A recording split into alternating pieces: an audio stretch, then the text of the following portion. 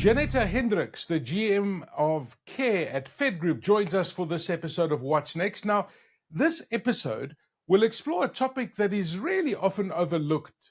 Now, Fedgroup has found that often the primary form of financial planning that people employ is facilitated by their employers. Now, many even decide on an employer based on the benefits they offer, seeking the peace of mind that comes with knowing that they are covered for critical illness, disability, and retirement. But one area that doesn't get the attention it deserves is death benefits. I know it's an awkward subject to talk about, but that's life and it's reality, particularly the distribution of these benefits upon the passing of someone. And this makes sense when you consider that they won't be around to benefit from that money, right? Now, many people don't give much thought to what happens to the money after they're gone. And while some might diligently complete their beneficiary nomination forms, we've all done those, right? The worst should happen. I mean, once you've completed those beneficiary nomination forms, things change. Now, and if the worst should happen while those beneficiaries are still minors, then it gets a little bit complicated. Now, there are a few role players in this space, and this is why a beneficiary fund provider should be a key consideration. And this is what we're going to be unpacking with Jeanetta Hendricks, who is the GM for Care at Fedgroup. Hello, Jeanetta. How are you doing? Hello, Aki. I'm well. And you? I'm very good. Listen, it's an awkward subject, right? But, we've got kids, we've got beneficiaries. It's something that it's a very, very important thing to think about because you don't know what life's going to deal at you, right? So, firstly, before we go any further, can you explain to us what are beneficiary funds and how do they actually work? Well, a beneficiary fund is an account that receives money from a pension fund or a group life scheme after a member has passed away. And a beneficiary fund has been structured in such a way that it collects these funds and looks after these funds, preserves the funds, and ensures that these funds look after a child or a minor dependent in that regard. Because a child hasn't got the ability to manage their own monies when they are young. So a beneficiary fund is inherently there to protect this money, to grow the money, and to ensure that the child receives income from the capital. So interesting. You don't think of so many of these things. Now, is enough attention given to beneficiary fund administration by providers and clients? Because I kind of get the impression that not even enough attention is given. Maybe I'm wrong. You're absolutely right. It is such a crucial part of financial planning, but it's often overlooked because there's, I believe, still an insufficient understanding surrounding what beneficiary funds are, what their purpose is, and what they can actually do. Beneficiary funds are useful tools. People don't like to be told that money is being placed in a vehicle for their benefit because they feel that they're being prevented from managing, the money. Parents often don't like to hear that somebody considers them not able sufficiently to manage the money on behalf of a child. But the reality is a beneficiary fund is such a powerful tool. It's been instituted by the FSCA as a protection mechanism. So it's almost like a retirement fund for those who are not able to care for themselves financially, often, in most instances, minor children. And why I say it's so powerful is because there's a tax efficiency that exists within a beneficiary fund. So just like a pension fund or a retirement fund, all the growth and all the payments out of a beneficiary fund for maintenance, even capital payment, is free of tax. So that's important. But another safety mechanism that comes with this type of vehicle is the protection from creditors. Now, if a parent, a remaining parent, were to be given the money, the proceeds to look after on behalf of the child, and even if this parent had the best of intentions, for the child.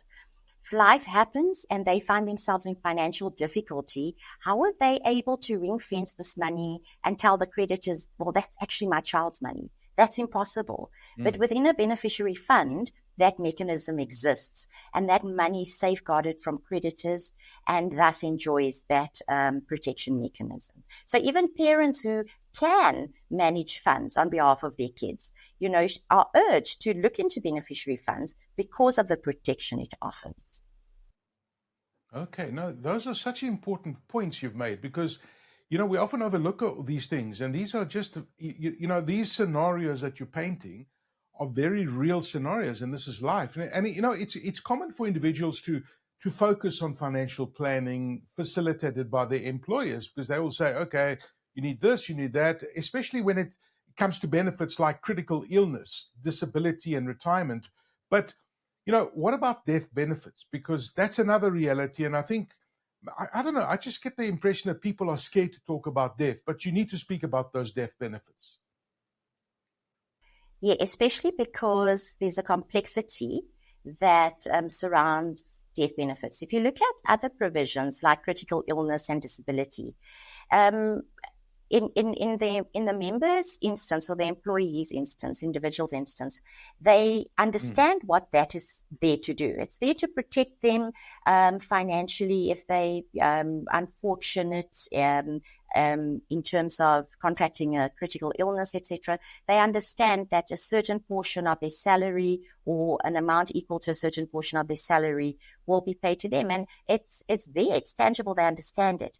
In death, often we see that there are lump sum considerations. And these lump sum considerations, I believe, is where people get challenged, because how long can R1 million last if it has to provide for the needs of someone for 8 years, 3 years, or 15 years? Those are complex. And when planning for those eventualities like death, we're often talking about lump sums.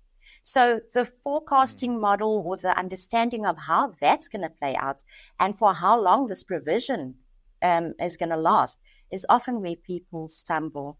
And this is where I would urge, everyone to not look at the employer-based benefits in isolation, to understand it very well, to understand who makes decisions about the death benefits. And that is something that we won't be able to unpack in too much detail today, but perhaps we could do it at a later stage. But those are critical factors that do impact how benefits actually get paid out. So someone has got a death benefit, understand that if they pass away, a lump sum is payable. But if they don't understand who the decision makers are, so in a pension fund, that a board of management or board of trustees would make decisions on who gets the benefit, in what share they get the benefit, and how the benefit is paid to them. If the individual doesn't understand that, they cannot plan sufficiently for everything else. And as far as employer-sponsored group life policies are concerned, that falls under a completely different act, and the nomination of beneficiary form is the only thing that would dictate who gets paid. So if the beneficiary nomination form is outdated, it could have a very unintended outcome if the member didn't update it. Children or new spouses could be left out of the equation completely because someone has forgotten to update their nomination form. And that intent is then something that people should be more purposeful about ensuring that their nomination forms are always updated with every major life event, the birth of a child, a divorce, a new spouse, because whoever's name sits on the nomination form is the one who will be getting the proceeds. Yeah, and ask the questions, probe everything, try and forecast what are the possibilities that could happen to you and how your family will be looked after when you're no longer around. Now, many people don't consider what happens to their money after they're gone, right? But it's such a vital part of ensuring the well-being of their loved ones. What should individuals and employers take into consideration in this regard? Actually, yes. So, from an individual perspective, I think it's important that they understand what they're covered for, what the cover consists of, and who makes decisions on that type of cover. If we have a board of management making decisions, so if the fund owns the policy and the death benefit decision is taken by the board of management, who have full discretion to do so, that provision is made for other eventualities outside of the occupational funds. That understanding, the understanding of why a nomination of beneficiary form is very important. And I would say also an understanding of the various beneficiary fund providers, because this beneficiary fund is actually going to be a very important person in their in a minor child's life post their death. So not all beneficiary fund providers are equal. And, they need to understand whether they're comfortable with that provider and ensure that should they nominate a child on the nomination form, that the insurer is told that the proceeds for the child is to be placed with said beneficiary fund provider. Example, Fedgroup. So that for employers, I believe, is critical, because in the absence of knowing those, if the child's name is on the nomination form, the insurer will look to the guardian and say, well, we can't pay this to the child, so who do we pay it to? And the policy rules will then be followed. So the guardian could then be getting the money, and the guardian may not have even been in the child's life prior to this event taking place. I mean, there's so many things that are coming to my mind and so many questions, and I'm sure anybody that's watching this is having similar thoughts and questions in their mind. And I mean, one of them that I have right now is, let's say a scenario, what happens if the nominated beneficiaries of these benefits are minors at the time a person passes away, right? You touched on it earlier, and you've got these kids. Now, I recall from, being in the corporate world that there was a committee that looked after the benefits of those beneficiaries in a case like this. But what does happen? I mean, who's responsible for looking after the interests of those beneficiaries if they are minors? So that committee is a very interesting point, because with the Insurance Act coming in 2018, it has taken away the ability of those committees and the employer to stand in the gap, as it were, to help make those decisions. So now, once you're employed and you've got a group life benefit, your nomination form is the only piece of document that will say who inherits your or who gets the proceeds from your policy on death and in what share. And that's why having that updated is vital. And then when you look at, but I've got a minor child. I don't want this child deprived of the money. So what do? Do I set up a trust, which could be punitive in terms of the costs associated with it? And I've got to then think further ahead in terms of who will my trustees be? And it's a lot. These beneficiary funds then come in and become a very cost-effective way for planning for the proceeds of the child's money to be cared for by a professional board of trustees. A beneficiary fund is regulated by the FSCA, so it's well managed, protected, as I mentioned earlier, and will look after the needs of the child. The only thing that would prevent a child's money from going into a beneficiary fund would be the nomination form.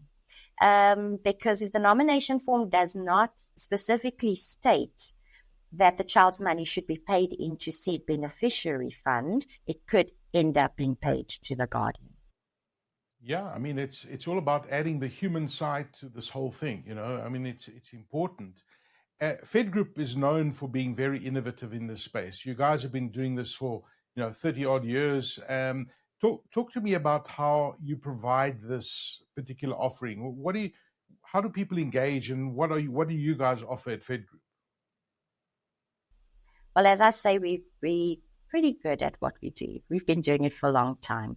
So from an innovations perspective, I think the most obvious is when we look at technology. Our beneficiary fund system and IT platform that we use was actually built from the ground up to cater for exactly this need, beneficiary fund and beneficiary care needs.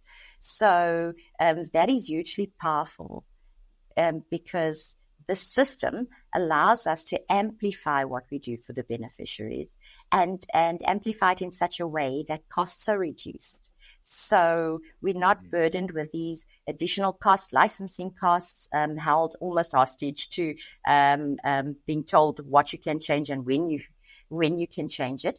And with a system like this, we're able to understand who everyone is, who the role player is in the life of this child. So something that sounds pretty simple, like the guardian. We can, through the system, understand exactly the legal capacity this guardian has in the life of a child. So, for instance, if the guardian is a parent, biological parent, or a legal guardian, according to the Children's Act, they've got a fiduciary responsibility to the child. So that particular guardian can't ask of the child to pay for their school fees in full. When they have and it's only because of a powerful system like this, we know who that guardian is, and we can communicate with the guardian about their responsibility. And therefore, we're able to preserve the child's money better. We're able to see at what drawdown rates this money is leaving the fund, so that we can talk to the guardian to say, if we continue like this money is not going to last. And these are things that make the offering so powerful. But we understand that the technology is great, and we constantly looking at the technology to better serve our beneficiaries. But we also understand without the human touch, technology actually doesn't mean much. So in terms of who we employ, we've got a policy, internal policy, that we only employ parents, people who have come from child-headed households, or even those who were beneficiaries before. And incidentally, I was just looking at it. We've got an in-house learnership program called the Iteke Learnership. It's 10 years old already, and coincidentally, 10% of all Fedgroup staff were previously beneficiaries, which makes the innovation just in that space, the rethinking of how we interact with our clients, our audiences, the environment, communities, makes it hugely powerful and something that we're very proud of. Wow. Amazing. And if you're watching this, just get in touch with Fedgroup, because at the end of the day, it's adding the human element to this. There needs to be empathy involved. We're talking about a very, very sensitive subject. And thank you for sharing your insights with us today. Jeanetta Hendricks, who's the GM of Care at Fedgroup. Jeanetta, thank you very, very much for your time. Much appreciated. Thank you, Aki, and thank you for the opportunity to talk about this really important subject.